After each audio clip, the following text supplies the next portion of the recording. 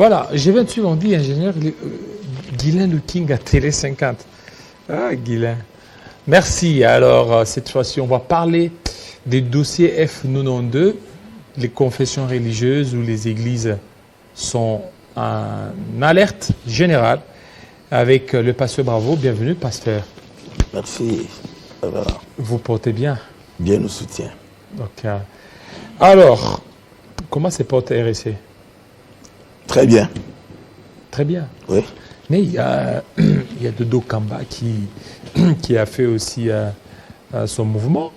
D'ailleurs, j'étais à Goma où j'ai vu beaucoup de gens qui l'ont accueilli. Et puis, c'est écrit archevêque supérieur. C'est ce qui montre qu'il y a encore des malaises au niveau de l'RSC. Il a quitté l'RSC d'ailleurs. Bon, vous savez que quand on parle de l'RSC, les gens grossissent les choses. On ne cherche pas à connaître ce qui est la vérité. Et puis peut-être on présente mal les choses. Dodo Kamba, évêque général, archevêque supérieur, c'est dans une organisation, d'une structure qui est un mouvement où tout ça, une chose reste certaine, le prophète Dodo Kamba a dirigé l'église du Réveil avec un leadership très combatif, un leadership qu'il faut dire qui portait beaucoup d'espoir.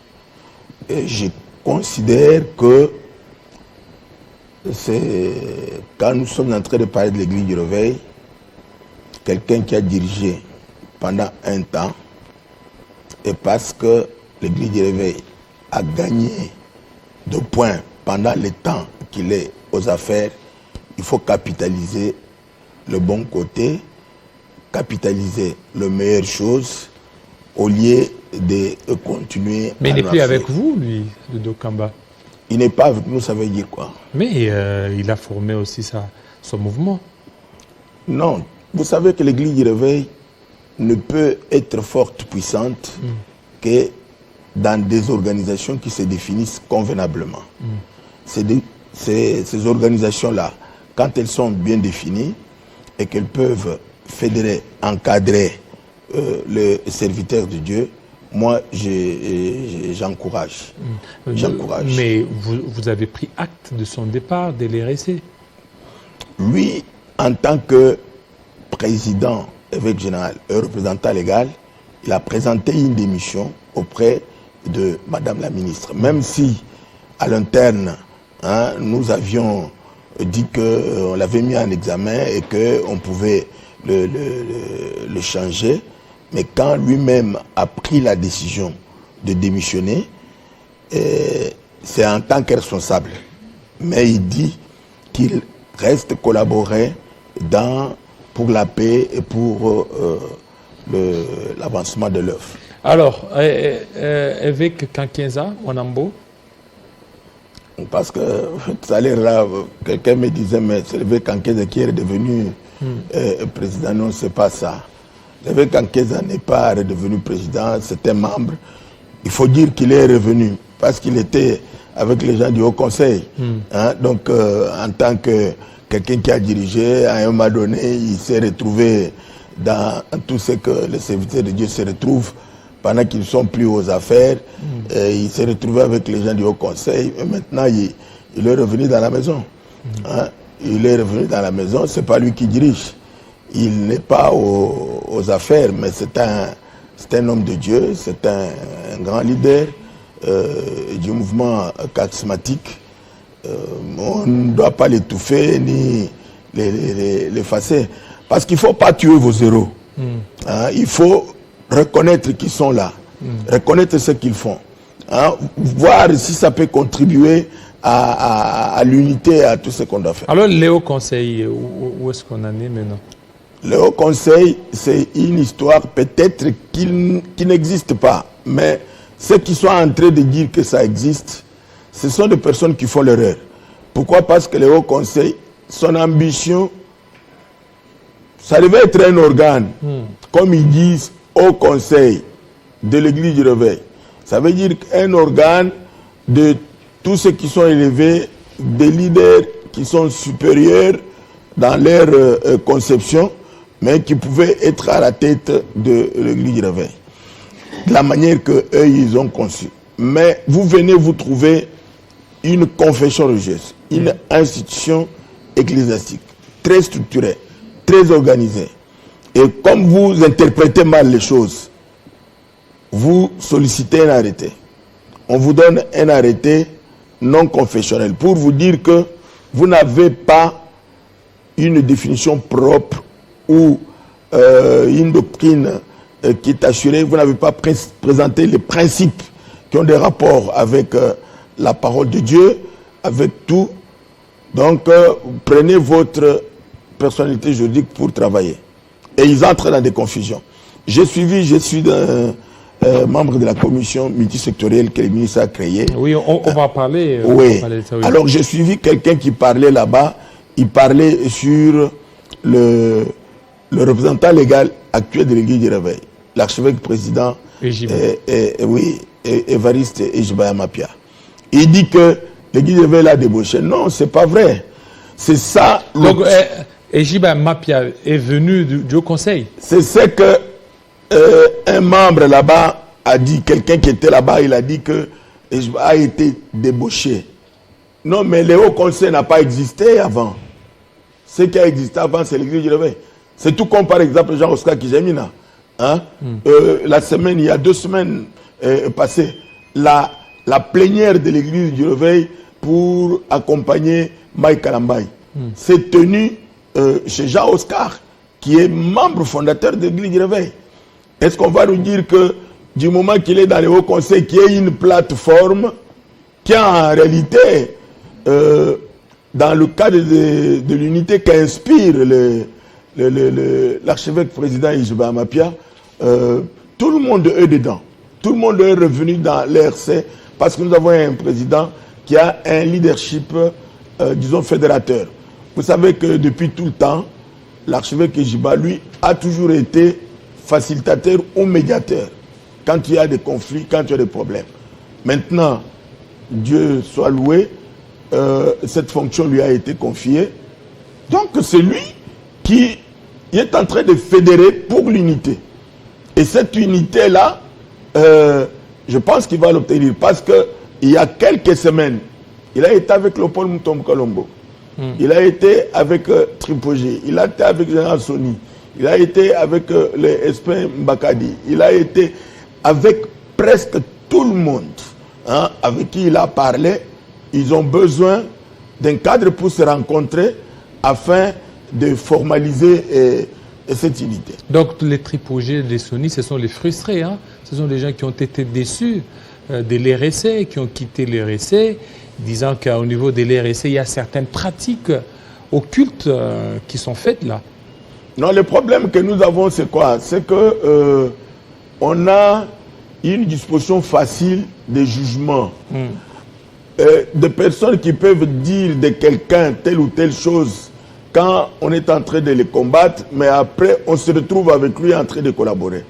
Et quand vous traitez quelqu'un d'avoir des pratiques occultes, et que vous avez vécu avec lui tous les jours et même pendant le temps que vous avez été aux affaires. Donc, vous avez utilisé un mot auquel il faut donner une compréhension.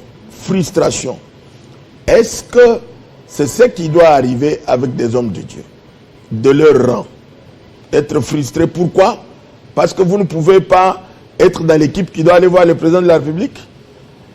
Ou la frustration, c'est parce que vous avez enseigné et vous constatez que les gens n'acceptent pas votre doctrine. Il n'y a aucune raison de toutes ces personnes-là. Parce que quand il y a par exemple des gens qui créent une organisation qu'ils appellent plateforme, mais où lui-même est là pendant des années et des années. Donc vous voyez des personnes qui ont la lyre paternaliste. Créer une affaire, le sait, hein, montrer aux autres. Moi, je peux dire d'une manière honnête qu'après avoir rédigé le statut de l'église du réveil, je suis fondateur initial, moi et Kabongi ensemble. Pourquoi est-ce que nous... L'église du réveil. L'église du réveil. Le statut de l'église du réveil, Je l'ai rédigé, je suis l'auteur du statut. Et Kabongoudi Yanzem est l'auteur du règlement de l'intérieur. Nous l'avons fait sans que les autres ne soient là. Nous sommes allés voir Jean-Oscar Kijamina qui était vice-président d'Albert Kankenza dans la Lémirque. Il nous a donné l'argent pour payer les frais au niveau du ministère de la Justice. Et nous avions demandé à Jean-Oscar, nous voulons te mettre président. Il a dit non, par loyauté à Albert, vous pouvez mettre Albert. Alors qu'on les garde. Mais Albert n'était pas là quand on créait l'RC. Parce qu'au moment où on a rédigé, il avait refusé en disant vous me créez des problèmes avec les gens de l'Émeric. Mais la preuve aussi est qu'il est parti pour dire, quand il est parti chez le Haut Conseil, pour dire que c'est le Haut Conseil qui est la vraie structure, je n'avais pas compris. Mais pendant que vous dirigez, vous ne comprenez pas. Vous sortez, vous dites vous comprenez, mais aujourd'hui il est dans l'RC. Est-ce qu'il peut encore dire qu'il a compris? Donc ce qui veut dire que, pourquoi est-ce que moi je n'ai jamais désiré d'être président? C'est parce que Dieu ne me l'a pas dit.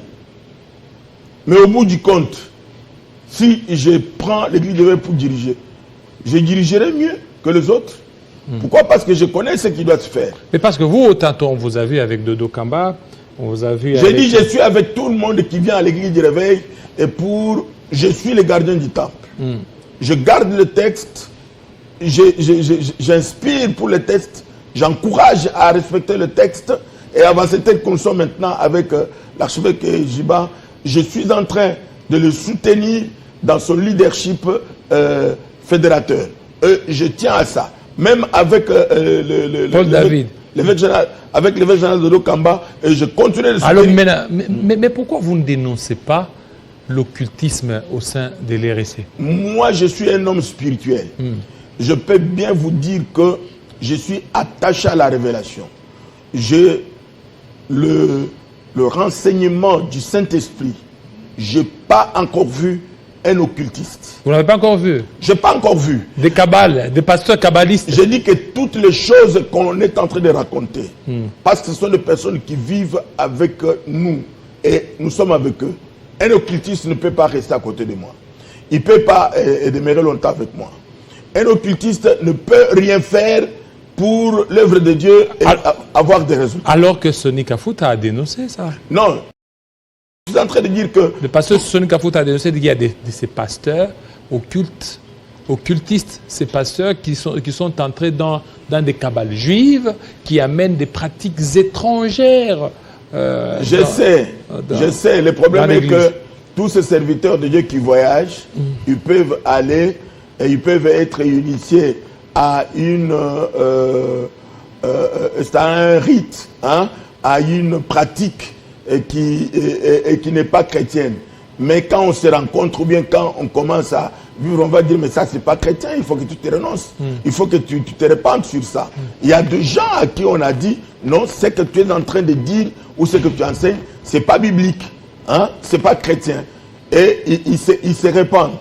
Donc ils changent. Je ne peux pas appeler quelqu'un occultiste parce que je n'ai pas vu une personne avec un engagement pour renoncer au nom de Jésus-Christ, appeler à la repentance. Ce sont des gens peut-être qui ont certaines déviations, hein, certaines hérésies, mais je ne peux pas les traiter d'occultistes parce qu'un occultiste ne demeurera pas avec le Christ. Pasteur Bravo, vous étiez là, vous avez soutenu aussi Paul David Olangui, oui, comme évêque général. Oui, président évêque général. Voilà, vous l'avez soutenu. Oui. Mais c'est parmi l'un des dirigeants de l'RC qui ont fait moins d'une année. Oui, non, compte tenu de son casier judiciaire, qui n'était pas vraiment favorable. Non, mais le casier judiciaire n'a rien à voir. Paul David est dans l'RC, c'est lui l'évêque général. Oui, mais il est dans l'RC, mais il a été destitué. Non. Il a été mis de côté. Non, il n'est pas mis de côté. Alors? Non, ça veut dire qu'au moment où nous nous sommes retrouvés en train de solliciter, c'est-à-dire l'obtention de l'arrêté confirmant de personnes chargées de l'administration, le ministère a fait voir que Paul David avait un casier judiciaire et qui le rendait incompatible avec les charges du représentant légal. Hein? Alors, nous ne pouvions pas continuer de nous battre sur ce point. Nous nous sommes accordés. Il a gardé son sacre. il a gardé son niveau d'évêque général, de la manière qu'il a été sacré. On a organisé, on a restructuré.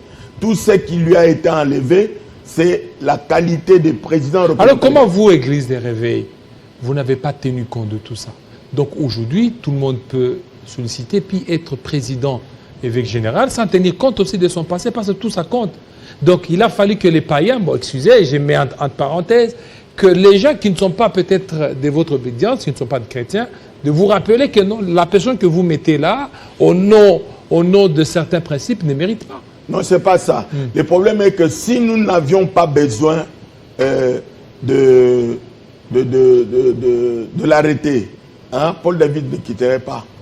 Donc vous allez mettre n'importe qui là-bas alors? Non, non, alors, nous allons pas n'importe qui. Alors maintenant, je dis ceci. Il n'y a pas un critérium pour, il y a un critérium, mettre... un chrétien converti. Oui. Et quand on dit un chrétien converti, il a un passé. Le passé du chrétien qui est converti, nous ne pouvons pas les brandir devant les gens pour dire qu'il ne convient pas. Et quand on dit comme ça, c'est-à-dire nous renonçons à notre nature. Nous renonçons à ce que nous sommes. Ah oui. Sur base de quoi vous aviez porté le choix sur Paul David Olangi? Alors qu'il y en avait beaucoup. Hein. Il y avait beaucoup de pasteurs. Il y avait Mukuna qui est là. Il y avait beaucoup, hein, beaucoup de pasteurs.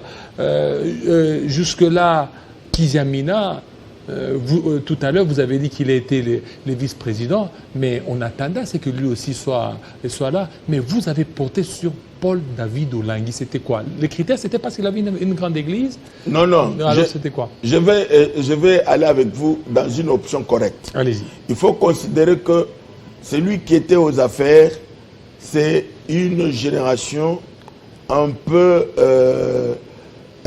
après la génération de ce qu'on a appelé père, c'est-à-dire notre génération.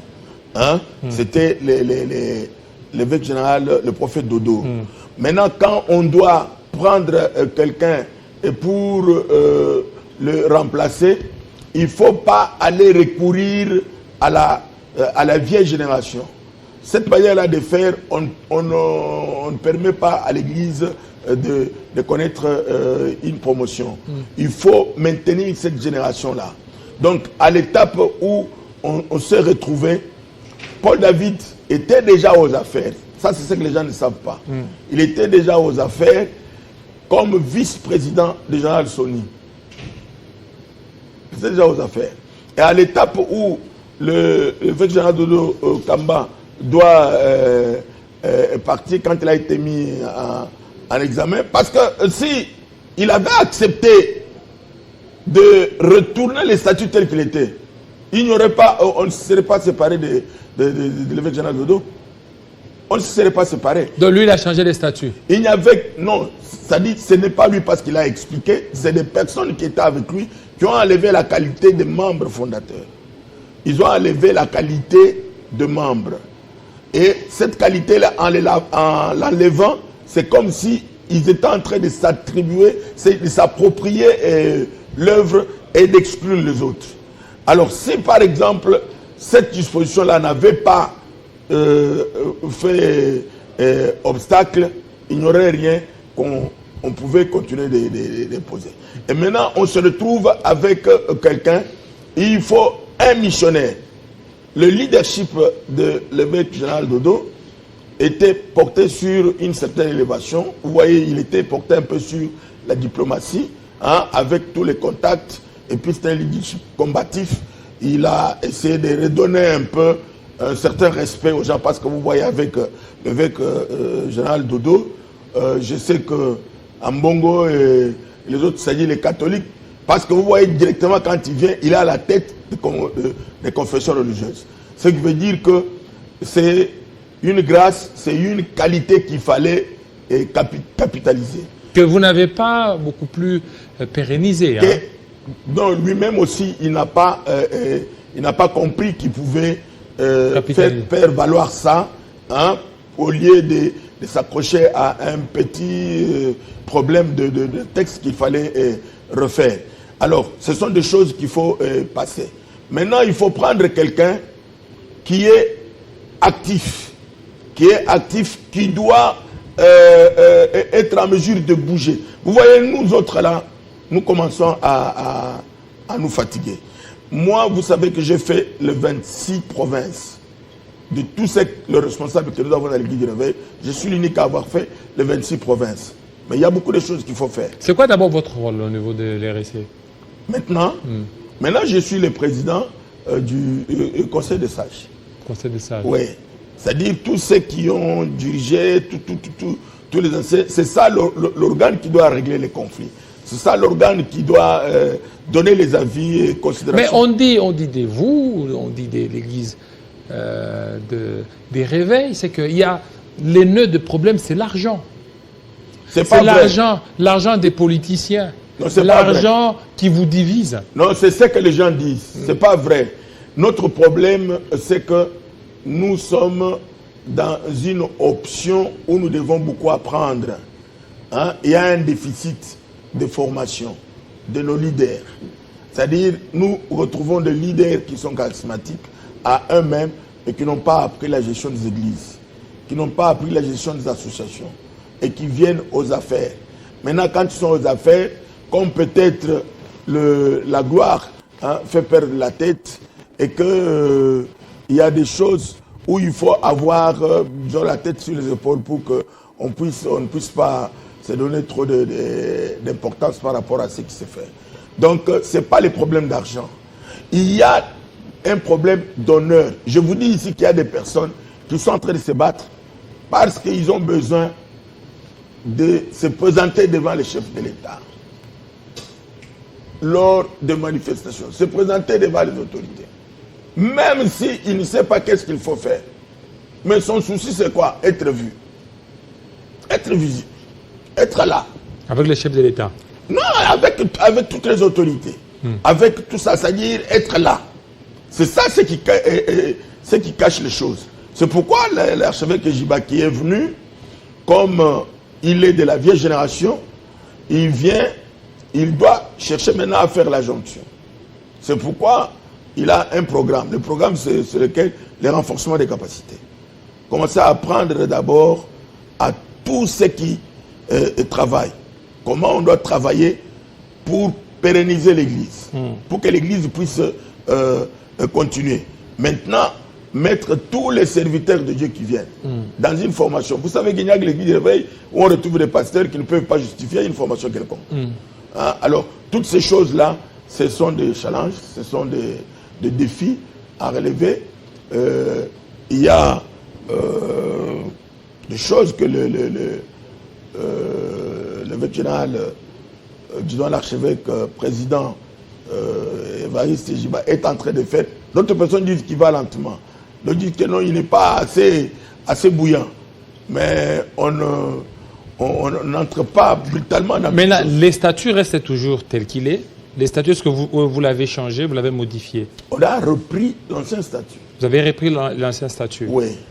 On a repris l'ancien statut et il y a une commission qui a été établie pour adapter les différentes situations. Adapter ça comment?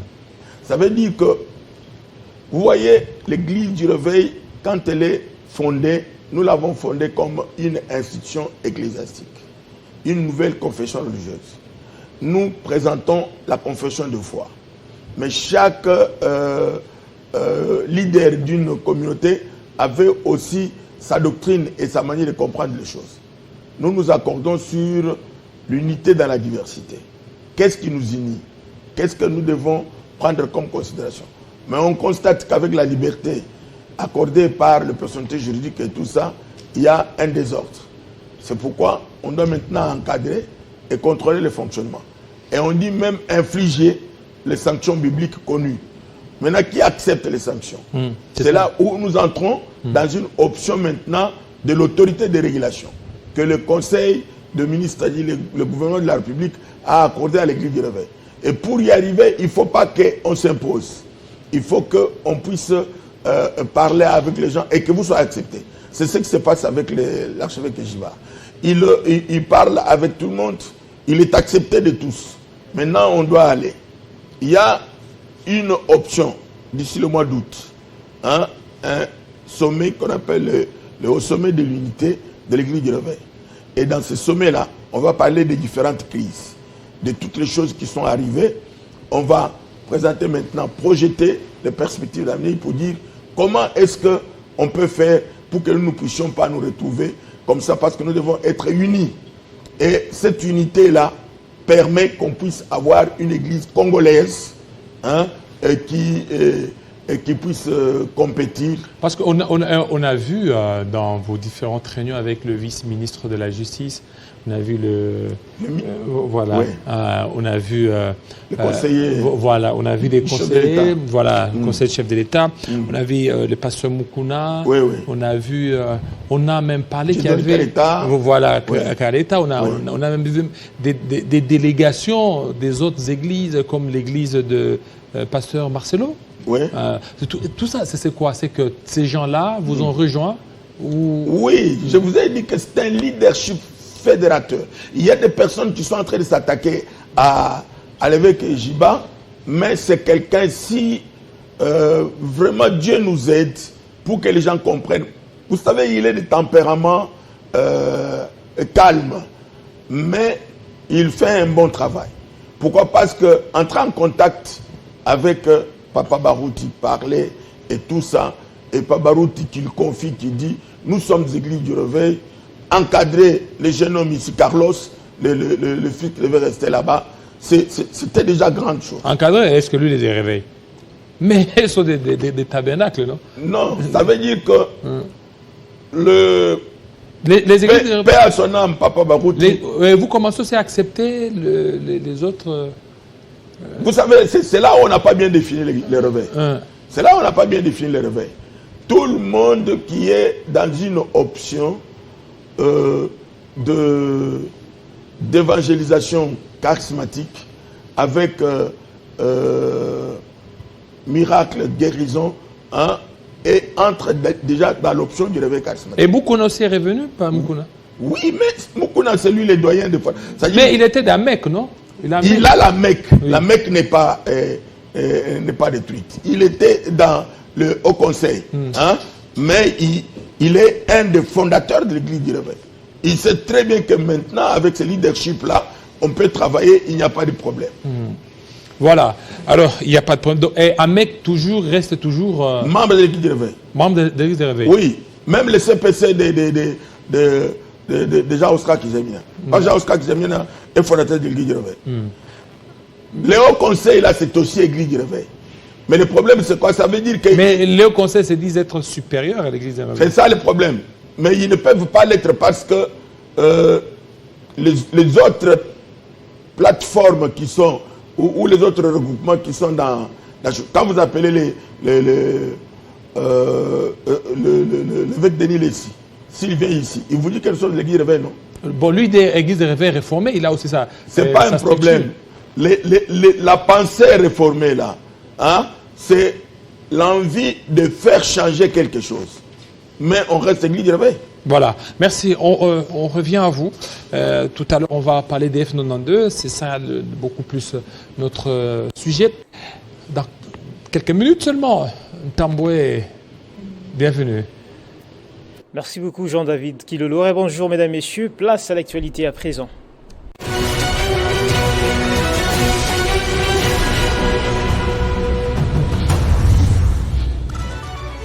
Situation sécuritaire au Kwilu, les éléments de la milice Mobondo ont refait surface. Hier mercredi à Kinsele, des violents combats ont opposé ces insurgés à l'armée nationale. C'est ce que révèle l'élu de la région David Bissaka. Le célèbre chanteur congolais Koffi Olomide est attendu ce jeudi au bureau du CESAC pour une audition sur ses déclarations sur la guerre dans l'Est. Selon Koffi, il est inapproprié de parler de la guerre, préférant qualifier les événements de simples actes de maltraitance. Au Mali, le pouvoir autorise à nouveau les activités de partis politiques et des associations à caractère politique. Le chef de l'État, le colonel Assimi Goïta, avait décrété en avril la suspension en accusant les partis des discussions stériles et de subversion, évoquant par ailleurs le danger que les activités des partis faisaient peser sur un dialogue national en cours sur l'avenir politique du pays. Et puis en sport, l'Angleterre a décroché hier mercredi son billet pour la finale de l'Euro 2024 après sa victoire contre le Pays-Bas qui avait pourtant ouvert le score dès les premières minutes. L'Angleterre retrouve en effet l'Espagne, tombeuse de l'équipe de France, en finale le dimanche 14 juillet. Merci de nous rester fidèles, mesdames et messieurs. L'actualité reste en continu sur le www.tele50.cd. Retrouvez toute l'actualité en continu sur www.tele50.cd.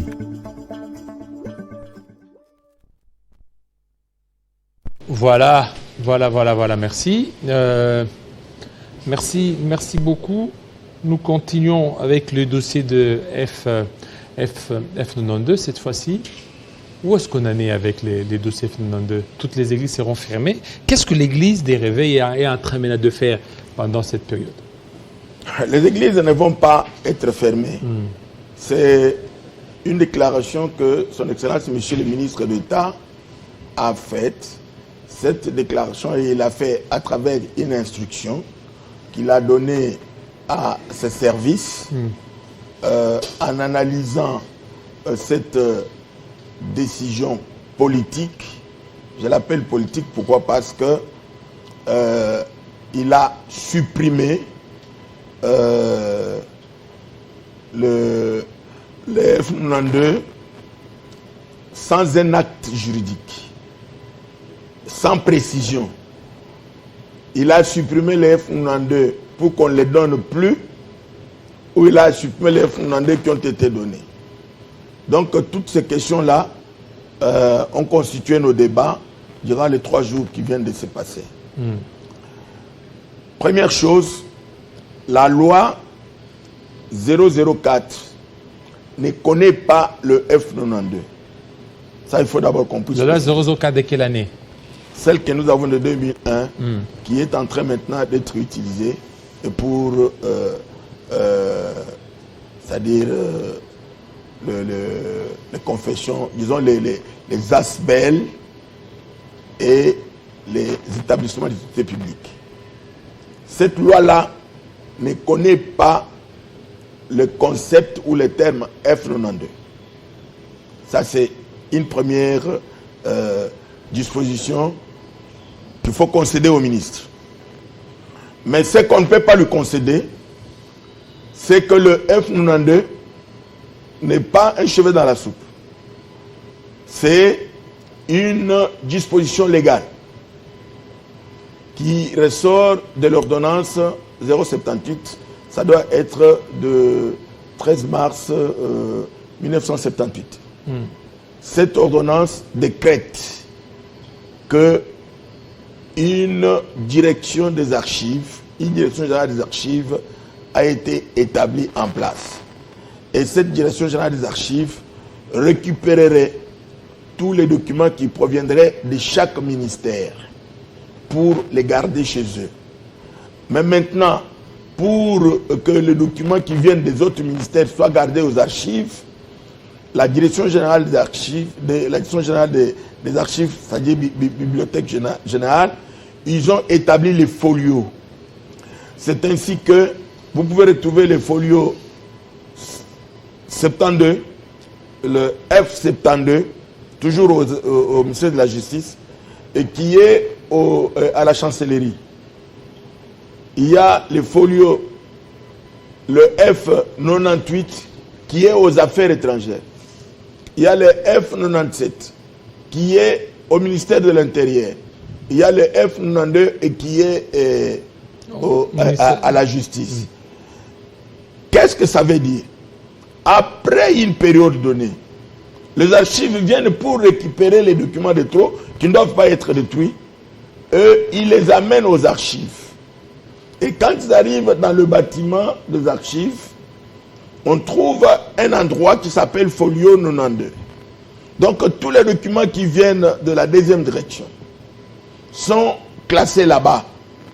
Je suis allé et j'en ai retrouvé des années qui sont passées. Et j'en ai trouvé d'autres. Ce qui veut dire que le F92 n'est pas l'initiative du ministère de la Justice. Ce qui veut dire que sur le plan de la gestion administrative et même gouvernementale, le ministre de la Justice ne peut pas supprimer quelque chose qui n'est pas de son initiative. Ça, c'est une erreur peut-être d'approche.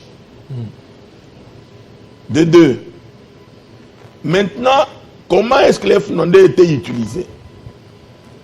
L'FNONDE a constitué la porte d'entrée au ministère de la Justice pour des personnes qui sont ici à Kinshasa, toutes tendances confondues.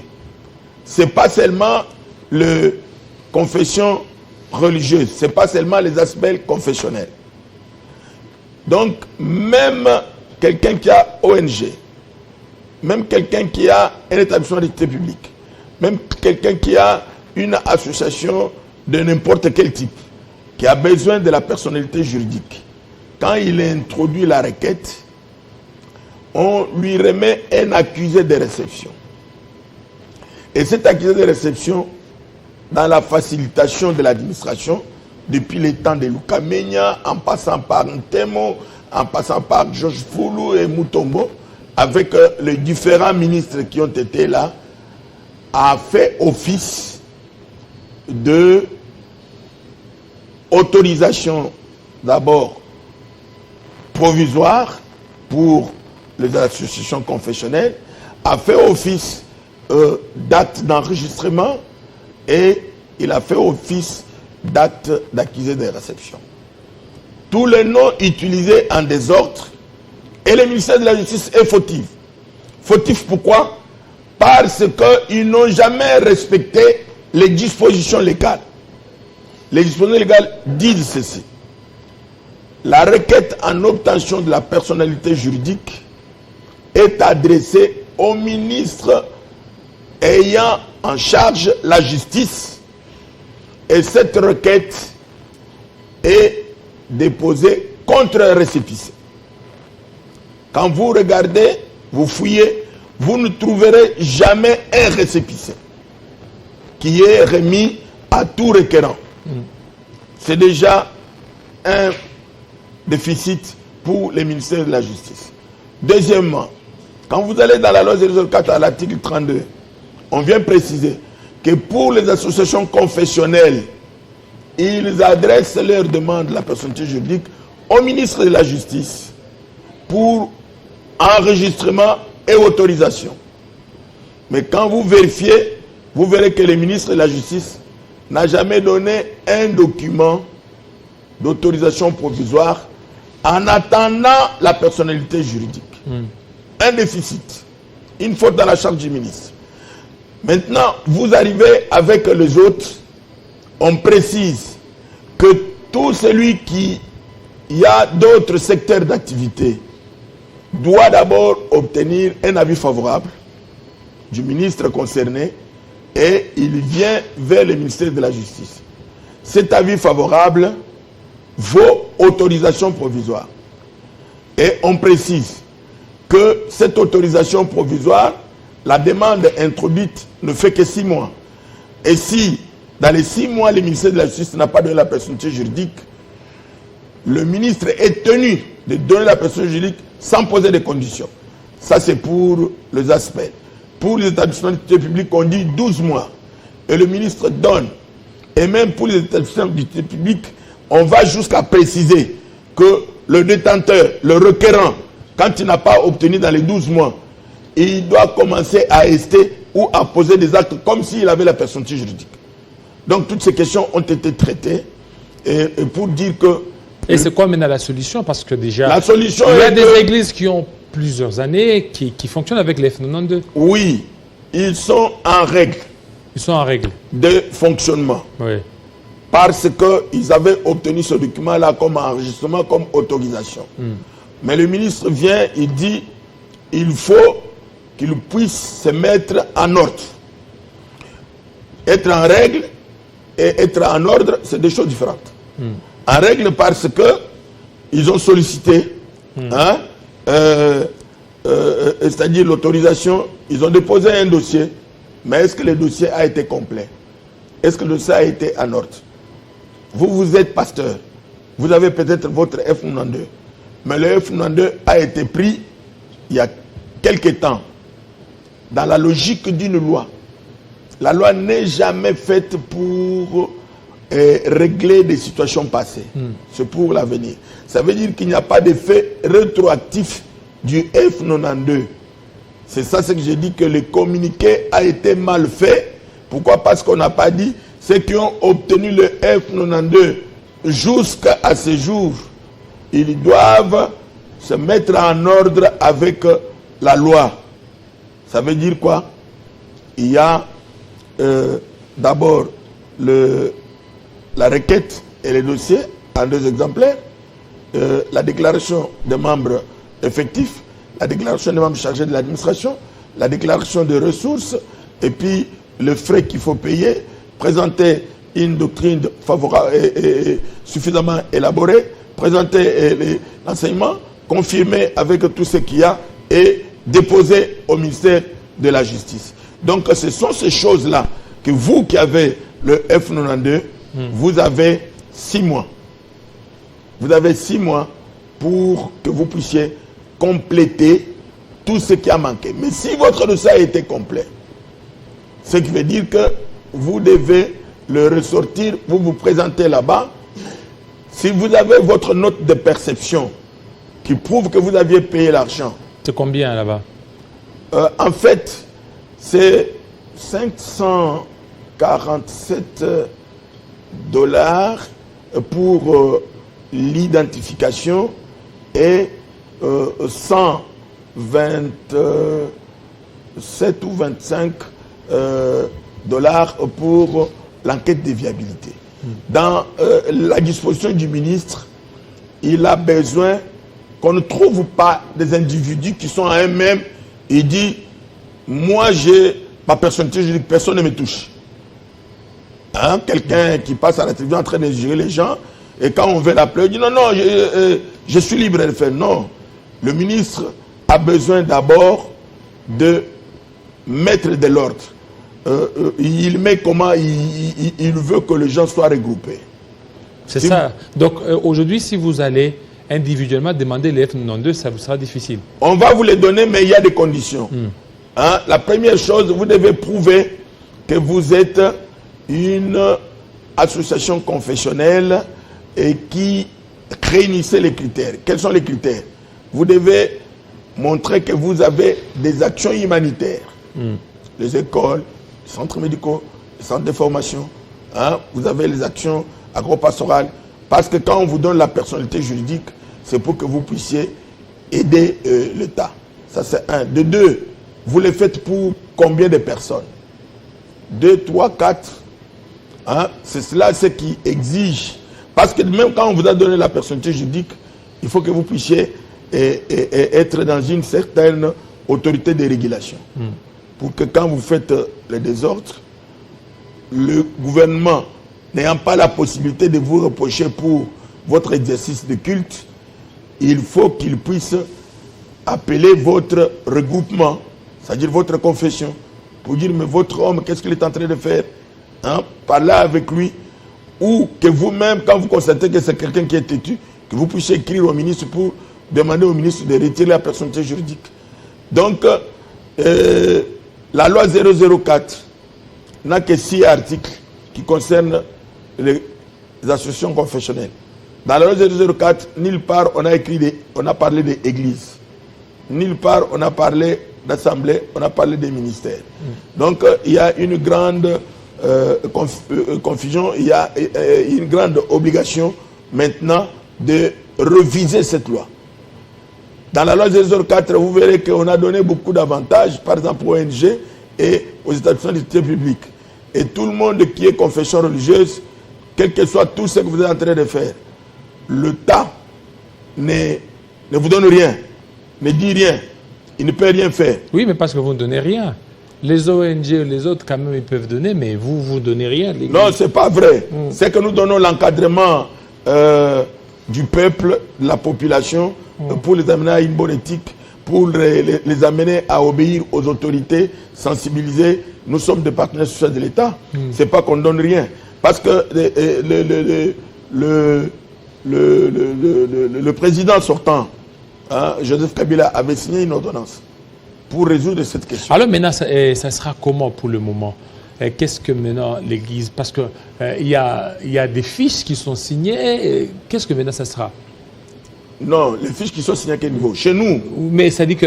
chez nous, les fiches de confirmation de viabilité et d'alignement, comme c'est un nouveau régime, hein, donc si vous dites que vous êtes membre parce que vous êtes une paroisse, c'est-à-dire vous êtes un centre d'évangélisation de l'église du réveil, vous devez confirmer que vous êtes viable. Hein, ce sont ces fiches-là qu'on signe, et puis nous-mêmes, nous commençons par faire d'abord l'enquête de viabilité avant d'abord d'aller déposer, de faire cette déclaration au niveau du ministère de la Justice que tel, ce sont les membres, les organisations membres de l'église du réveil. Alors maintenant, c'est tout comme chez les catholiques. Alors maintenant, vous, où est-ce que vous intervenez dans l'octroi des F92?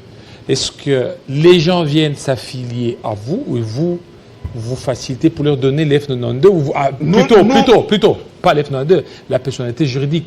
Non, l'église du réveil n'a pas d'affiliation. Ça, les gens ne l'ont plus. Non, je dis, quel est le rôle maintenant que joue l'église des réveils dans l'octroi de la personnalité juridique? C'est la sensibilisation et l'orientation, la constitution du dossier d'une manière correcte pour tous ceux qui sont reconnus comme nos paroisses ou nos membres. Parce qu'il y a les communautés qui peuvent avoir... Mais vous ne donnez même pas peut-être un accompagnement ou l'argent, parce que c'est à peu près dans de $800 pour avoir la personnalité juridique. Oui. Alors, les $800, qu'est-ce que l'église des réveils fait? Mais une communauté qui a par exemple 30 églises ou 40 églises, si chaque paroisse, hein, a donné $5 ou $10, ils ont des frais, et cette communauté a des frais pour déposer. L'église du réveil accepte la communauté qui a la personnalité juridique. Et maintenant, les communautés qui sont créées pour l'encadrer, les gens qui ont des F92, nous les orientons dans le sens où ils doivent se mettre en ordre avec la loi. C'est ça. Et donc, ce n'est pas le fait qu'on va donner la personnalité juridique à l'église des réveils et que chaque fois lorsque ces gens-là seront un peu malmenés et que ces gens-là puissent brandir la personnalité juridique de l'église des réveils, pas leur personnalité. Non. L'église des réveils a sa personnalité juridique. L'église des réveils a un acte qui réglemente le fonctionnement en dehors de la personnalité juridique. Il a un acte qui réglemente le fonctionnement pour l'assainissement, et puis il a d'autres... et les gens qui font partie des églises des réveils, enfin les églises qui font partie de l'RSC, oui. Est-ce qu'elles peuvent brandir la personnalité juridique de l'RSC lorsqu'on va leur demander? Non, ce n'est pas comme ça. Je vous présente comment les choses se passent. Les gens de l'ECC, hein, qui sont membres de l'ECC, est-ce qu'ils peuvent brandir la personnalité juridique de l'ECC? Ils ne brandissent pas la personnalité juridique de l'ECC. Ils brandissent la personnalité juridique de leur communauté. Hein, l'ECC a 100 ici communautés, l'église du réveil a 144 communautés. Donc, maintenant, la communauté, par exemple, SEBCO a une personnalité juridique. Maintenant, les milliers de paroisses de SEBCO ne sont couvertes que par la personnalité juridique de SEBCO. Chez les catholiques, il y a des congrégations, il y a des diocèses. Toutes les paroisses telles que vous les voyez, on appelle par exemple église Saint-Alphonse, église CC, église, c'est en fait des paroisses. Mais ils n'ont pas de personnalité juridique. C'est-à-dire c'est plutôt la congrégation qui est par exemple les jésuites qui ont une personnalité juridique. Et toutes les paroisses qui sont par exemple dans le compte des jésuites, ils fonctionnent comme ça. Tous ceux qui sont par exemple dans les diocèses, ils ont la personnalité juridique et ils ne fonctionnent qu'avec ces diocèses. C'est pourquoi quand on voit l'église du réveil, on voit peut-être une petite assemblée, on dit non, vous devez voir la personnalité juridique. Non. C'est une structure, une cellule de l'église du réveil. De la même manière que l'église protestante, hein, a ses cellules et ses paroisses. C'est de cette manière-là. À l'église du réveil, si vous n'êtes pas dans une communauté de l'église du réveil, hein, vous n'êtes pas dans une plateforme de l'église du réveil, l'église du réveil ne vous donne aucun document. C'est votre communauté-là, c'est votre plateforme-là que les grilles de réveil connaissent. Et les grilles de réveil vérifient ici, en acceptant une communauté, est-ce qu'elle avait la personnalité juridique. Celle qui n'avait pas la personnalité juridique, qui avait le F92, parce qu'il y en a à peu près 64. Hein, nous avions introduit, quand on a organisé tout ça, on a introduit tous les dossiers là-bas. Et nous avons obtenu 64 F92. C'est que nous sommes concernés par l'affaire des F92. Et nous avons présenté la situation chez les ministres. Le ministre a dit, présentez la liste de vos communautés et apprêtez les dossiers d'une manière correcte pour que les dossiers puissent bénéficier de l'octroi de la personnalité juridique. Ce qui veut dire que le grille de réveil ne peut pas faire exception. Mais ce que nous faisons, c'est... Mais là, lorsque vous avez présenté l'argent, il faut payer là-bas. L'église des réveils peut aussi contribuer pour les autres. Qu'est-ce que la déclaration des ressources dit? L'église des réveils va... les communautés que l'église des réveils a créées, l'église des réveils donnera l'argent. Hein, parce qu'il y a des communautés que nous avons créées, hein, pour encadrer le membre. Parce que vous ne pouvez pas venir être seul comme ça. Non. Vous êtes dans une communauté créée par l'église. Je prends un exemple. La communauté du réveil Bethesda. La communauté du réveil Bethesda, quand elle a été créée, c'était moi le représentant légal délégué. Moi, j'avais fait le suivi de dossiers jusqu'à ce que Bethesda avait eu la personnalité juridique. Hein? Donc, ce qui veut dire qu'au jour d'aujourd'hui, tout le monde qui est aligné dans Bethesda, nous avons près de 120 paroisses. J'utilise paroisse pour que les gens comprennent, mais chez nous, ce n'est pas le thème de paroisse. Chez nous, on appelle le centre d'évangélisation. Ceux qui sont dedans là, même ceux qui sont ici, même ceux qui sont à l'intérieur, ils ont la personnalité juridique et l'attestation d'appartenance. Et pour avoir la personnalité juridique, ça prend combien de temps? Le ministre a dit qu'il va être expéditif, mais nous souhaiterons le voir. Parce que quand on a par exemple 1000 dossiers et qu'il y a d'autres dossiers qui doivent venir. On va les signer comment? Mais maintenant le problème c'est quoi? C'est que la commission ici et les confessions doivent veiller sur les critères pour qu'on ne puisse pas présenter chez les ministres des documents qui doivent être rejetés. Ce qui veut dire que quand un dossier est déposé, qu'il est bien et complet, et que dès que le ministre lance les go, il a signé, il a promis de signer. Donc dès lors que vous avez les frais, donc dès lors que vous déposez les frais, on vous donne la note de perception. La note de perception. Oui. Parce qu'il y a d'autres qui disent avoir déposé les frais jusque-là. Ça prend du temps pour avoir... Non. C'est-à-dire, c'est ça les choses qu'il faut... Et en plus, ils disent que l'ancienne ministre de Justice a beaucoup retardé les choses. Oui, il y a eu beaucoup de dossiers qui sont en train. Je ne sais pas si elle avait déjà signé ou comment. Ce n'est pas seulement elle. Parce qu'il ne faut pas accuser...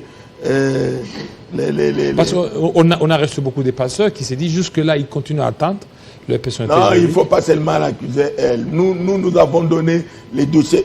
Prenons par exemple le ministre Tambo Mamba. Tambo Mamba n'a pas donné, à ma connaissance, pas plus de 10 personnalités juridiques. Et les gens ne savent pas que le ministre Tambo Mamba avait présenté même un projet de révision de la loi 004.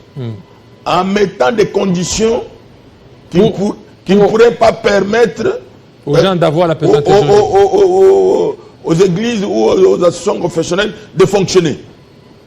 Alors, comme c'était un projet liberticide, ça a été... qui pouvait l'accepter parce que, en fait, même s'il est présenté au Parlement, à PAJ, tout ça, il fallait que les membres partent. Pour discuter, toute la menace était là. Nous avons fait toutes nos démarches pour arriver jusqu'au Parlement, voir le projet qu'on ne voulait jamais remettre à quelqu'un en main, mais on a dit qu'il y a telle chose. Et puis, ça constituait nos débats. Donc, lui, il n'a pas donné. Le ministre Lozolo Bambi, et quand il lance l'assainissement en 2009, au moment où il nous reçoit, on lui fait voir la disposition que l'erreur n'est pas seulement chez les personnes qui ont introduit. L'erreur est aussi chez les ministres. Parce que le ministre n'a pas aussi signé. Il y a des dossiers qui ont été complets et que le ministre n'a pas signé. Et quand on a montré à Luzolo Bambi que c'est écrit que le ministre est tenu, il dit quoi? Tenu. Montrer la disposition.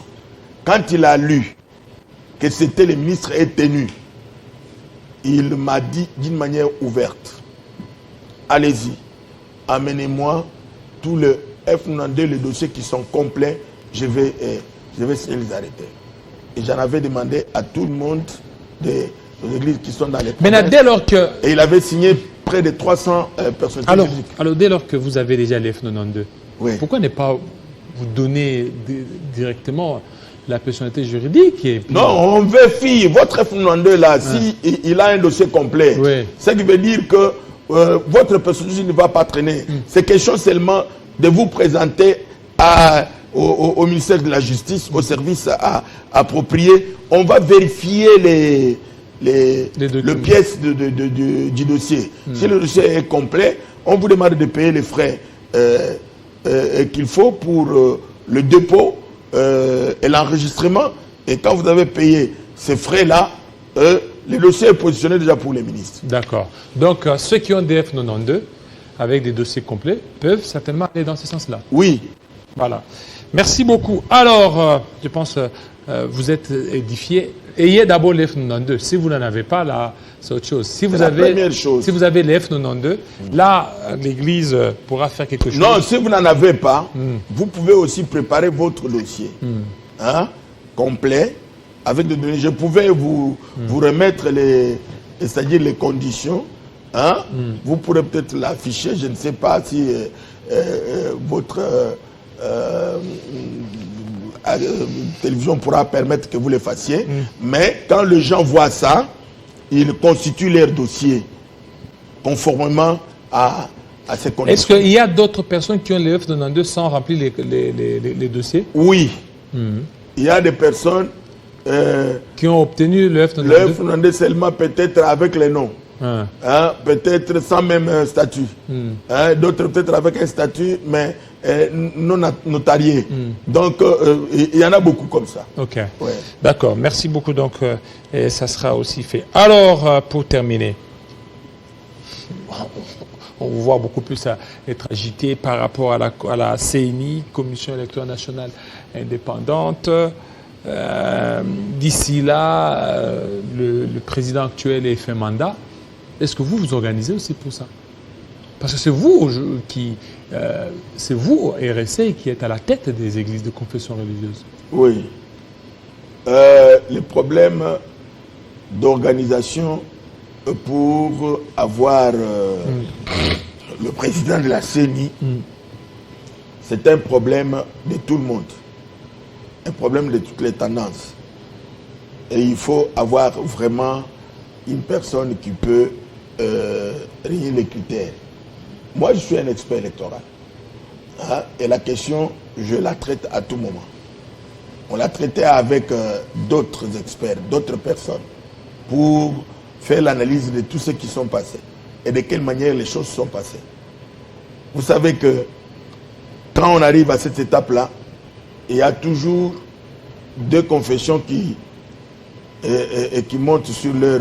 Nous vous rappelez, c'était ici, nous avions eu un affrontement avec Cholet. Cholet, oui. Maintenant, ils ont un nouveau président. Le nouveau président, oui, au niveau de la Cinco. De la Cinco, Fulgence. Fulgence. Mais vous savez... Fulgence Mouteba. Oui, vous savez vous savez que sans que nous puissions encore arriver à savoir qu'est-ce qu'il va faire, en regardant son passé, quelle manière il parle et tout ça, il faut déjà vous dire qu'il y aura un conflit.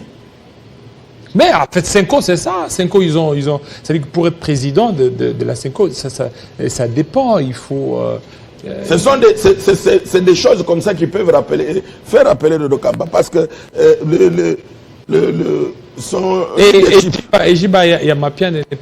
il est très en paix, il est calme.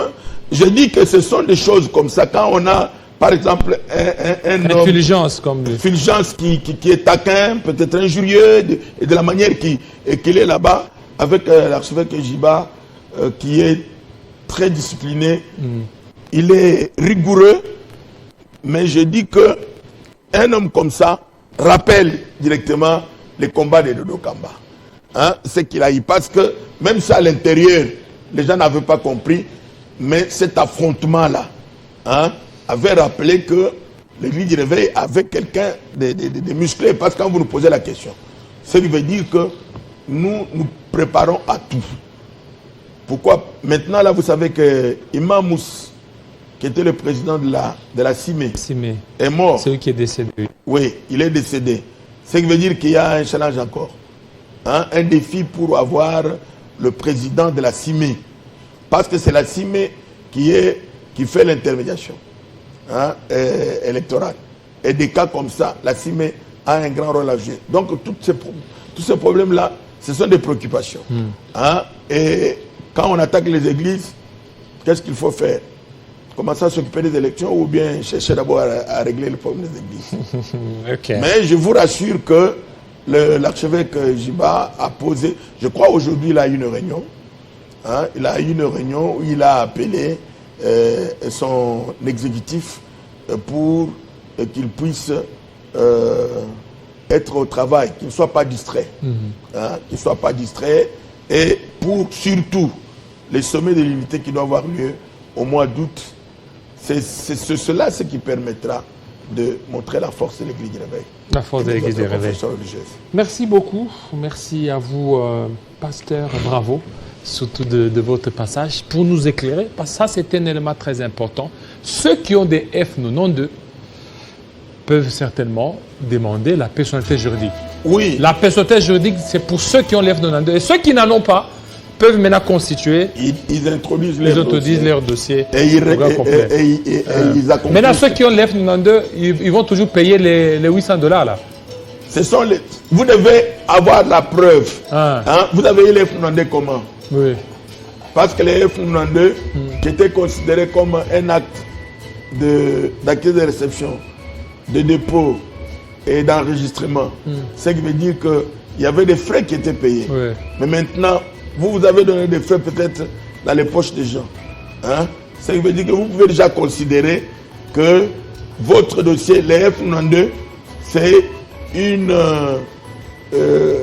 c'est-à-dire c'est une grâce qui est accordée, mais vous devez vous mettre en règle avec les frais.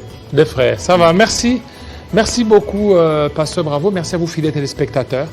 Joyeux anniversaire à Francine Mbombo.